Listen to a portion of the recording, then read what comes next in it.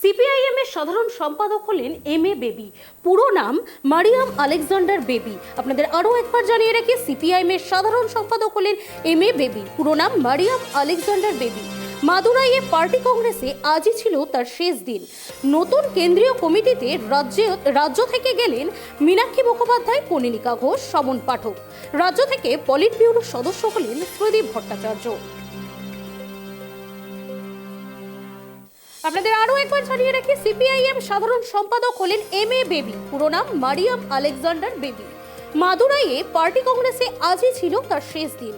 নতুন কেন্দ্রীয় কমিটিতে রাজ্য থেকে গেলেন মীনাক্ষী মুখোপাধ্যায়, কনীনিকা ঘোষ, সমন পাঠক।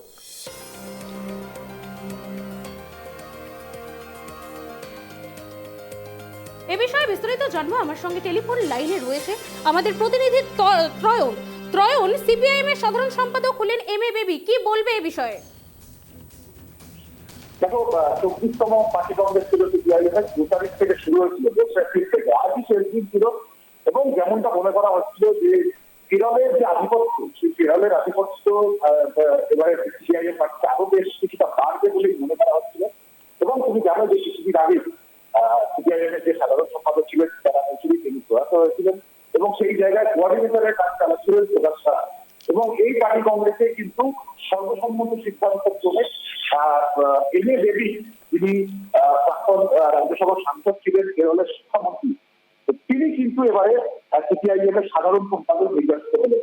এবং তিনারাই বিধান কেরলের মুখ্যমন্ত্রী, তিনি পলিট ব্যুরোর সদস্য। এবং আজকে সকালে যে পলিট ব্যুরোর বৈঠক বসে সেখানেই কিন্তু এম এ বেবির নাম চূড়ান্ত হয়। এবং সেই মোতাবেক কিন্তু এম এ বেবি, তিনি এর আগে এসএফআই থেকেই তিনি তার রাজনৈতিক জীবন শুরু করেন। পরবর্তী সময় সিপিআইএম এর যুব সংগঠনের সর্বভারতীয় সাধারণ সম্পাদকও তিনি ছিলেন। তার হাতে কিন্তু এবার দলের দেখা মিলেন। এবং এর পাশাপাশি রাজ্যের ক্ষেত্রে রাজ্য থেকে যে কমিটি, অর্থাৎ পলিট ব্যুরোর যে কমিটি তৈরি হয়েছে, সেখানে তুমি জানো যে বয়সজনিত কারণে কিন্তু সূর্যকান্ত মিশ্র, তিনি কিন্তু এবারে বয়সজনিত কারণে পলিট ব্যুরো থেকে সরে গেছেন। এবং সেই জায়গায় ত্রিদীপ ভট্টাচার্য, তিনি কিন্তু পলিট ব্যুরোর সদস্য হয়েছে।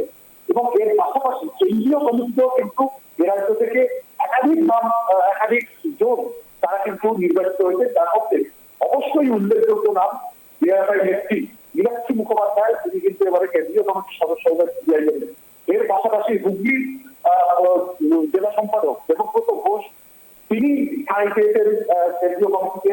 মহিলা নেত্রী কনীনিকা ঘোষ, তিনিও কিন্তু এবারে যে কেন্দ্রীয় কমিটি তৈরি হচ্ছে সেই কেন্দ্রীয় কমিটিতে কিন্তু স্থান পেয়েছেন।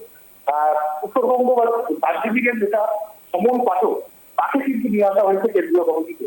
এবং মোট 85 জনের কিন্তু এবারে কেন্দ্রীয় কমিটি তৈরি হয়েছে, যার মধ্যে একটি জায়গা ভ্যাকেন্ট রাখা হয়েছে, ফাঁকা রাখা হয়েছে। পরবর্তী সময় সেই জায়গায় অন্তর্ভুক্তি চলল। সব মিলিয়ে বলা যেতে পারে যে পূর্ণদের মধ্যে বয়সজনিত কারণে প্রকাশ করা সাধারণ সম্পাদক ছিলেন, এবারে দলের কোঅর্ডিনেটর ছিলেন, তিনি কিন্তু এবারে বয়সজনিত কারণে পলিট ব্যুরো থেকে সরে গেছেন। পাশাপাশি বৃন্দা কারা, তিনিও কিন্তু বয়সজনিত কারণে এই পলিট ব্যুরো থেকে সরে গেছেন।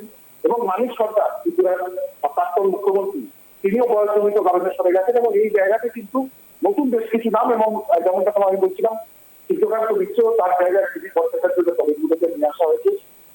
একমাত্র বাম শাসিত যে রাজ্য রয়েছে কেরল, সেখানকার যিনি মুখ্যমন্ত্রী পিনারাই বিজয়ন, তার বয়সজনিত কারণে তারও কিন্তু এবারে সরে যাওয়ার কথা থাকলেও তাকে কিন্তু এবারে পলিট ব্যুরো রেখে দেওয়া হয়েছে। এবার এখন দেখার বিষয় যে তুমি জানো যে আগামী দিনে এই মুহূর্তে দাঁড়িয়ে সিপিআইএম এর কেরল ছাড়া কিন্তু অন্য রাজ্যে বা আমাদের রাজ্যে সিপিআইএম এর অবস্থা খুব একটা ভালো হয়। নতুন এর কেন্দ্রীয় কমিটি এবং নতুন সাধারণ সম্পাদক এ রাজ্যের ক্ষেত্রে, দলকে ঘুরে দাঁড়ানোর ক্ষেত্রে নতুন কোন নীতি অবলম্বন করে কিনা, সে বিষয়ে কিন্তু অবশ্যই নজর রাখবে রাজনৈতিক মহল। ত্রয়ন, তোমার কাছে আরো একটা বিষয় জানতে চাইবো যে পশ্চিমবঙ্গ থেকে আরো কে কে এই কমিটিতে যোগদান করেছে? যেমনটা তোমার আমি বললাম যে পলিট ব্যুরোর সদস্য হয়েছে সূর্যকান্ত মিশ্রের জায়গায়, সেখানে ত্রিদীপ ভট্টাচার্যকে নিয়ে আসা হয়েছে। এবং কেন্দ্রীয় কমিটিতে অত্যন্ত উল্লেখযোগ্য নাম ডিআরআই নেত্রী মীনাক্ষী মুখোপাধ্যায়, তাকে কিন্তু কেন্দ্রীয় কমিটির সদস্য করা হয়েছে। মহিলা নেত্রী কনীনিকা ঘোষ, তাকে কেন্দ্রীয় কমিটিতে নিয়ে আসা হয়েছে। দার্জিলিংয়ের নেতা সমন পাঠক, তাকে নিয়ে আসা হয়েছে কেন্দ্রীয় কমিটিতে। হুগলির জেলা সম্পাদক দেবব্রত ঘোষ, তাকে কিন্তু নিয়ে আসা হয়েছে এবারে কেন্দ্রীয় কমিটিতে। এবং সৈয়দ হোসেন, তাকেও কিন্তু কেন্দ্রীয় কমিটিতে সমাবেশ করা হয়েছে।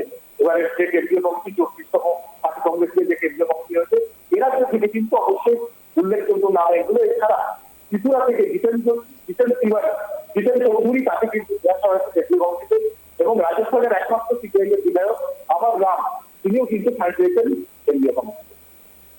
ত্রয়ন, তোমার কাছে আরো একটা বিষয় জানতে চাইবো যে দীর্ঘ 34 বছরের রাজ করেছে বামফ্রন্ট, সেইখান থেকে একেবারে জিরোতে নেমে গিয়েছিল, সেইখান থেকে ঘুরে দাঁড়ানোর জন্যই কি বাংলা থেকে এতগুলো মুখকে দাঁড় করানো হচ্ছে? অবশ্যই, এবং এই বিষয়টা অবশ্যই খুব উল্লেখযোগ্য বিষয়। এবং তুমি যদি নজর রাখো সেক্ষেত্রে কিন্তু দেখা যাবে যে মহিলাদের অন্তর্ভুক্তি দলের শীর্ষ কমিটিতে নিয়ে আসার ক্ষেত্রে কিন্তু একটা গুরুত্বপূর্ণ ভূমিকা নেওয়া হচ্ছে, এবং বারবার মীনাক্ষী মুখোপাধ্যায়কে এই রাজ্য থেকে কিন্তু মুখ করে লড়াই করার চেষ্টা করছে সিপিআই, এবং সেখানে দাঁড়িয়ে অনিমিতা ঘোষ সর্বভারতীয় মহিলা সমিতির রাজ্য সম্পাদক, তাকে কেন্দ্রীয় কমিটিতে অন্তর্ভুক্তি করা এবং মীনাক্ষী মুখোপাধ্যায়কে কেন্দ্রীয় কমিটিতে নিয়ে আসা, অবশ্যই এটা কিন্তু এরা রাজ্য রাজনীতির ক্ষেত্রে অন্যতম একটি গুরুত্বপূর্ণ চেষ্টা সিপিআইএম এর তরফ থেকে। এবং মহিলা মুখকে সামনে নিয়ে এসে এখানে মমতা বন্দ্যোপাধ্যায়ের বিরুদ্ধে লড়াইকে সংগঠিত কথা, মহিলাদের নেতৃত্বে এই আন্দোলনকে এগিয়ে নিয়ে যাওয়ার প্রচেষ্টা গ্রহণ করার ক্ষেত্রে মীনাক্ষী মুখোপাধ্যায় কমিউনিকার করতেছে দলের শীর্ষ কমিটিতে নিয়ে আসার চেষ্টা সিপিআইএম করবে বলে কিন্তু রাজনৈতিক মহল মনে করছে। অনেক অনেক ধন্যবাদ ত্রয়ন তোমাকে সঙ্গে থাকার জন্য। আপনাদের আরও একবার জানিয়ে রাখি, সিপিআইএম এর সাধারণ সম্পাদক হলেন এম এ বেবি। এছাড়াও নতুন কেন্দ্রীয় কমিটিতে রাজ্য থেকে গেলেন মীনাক্ষী মুখোপাধ্যায়, কনিনিকা ঘোষ এবং সমন পাঠক। রাজ্য থেকে পলিট ব্যুরো সদস্য হলেন শ্রীদীপ ভট্টাচার্য।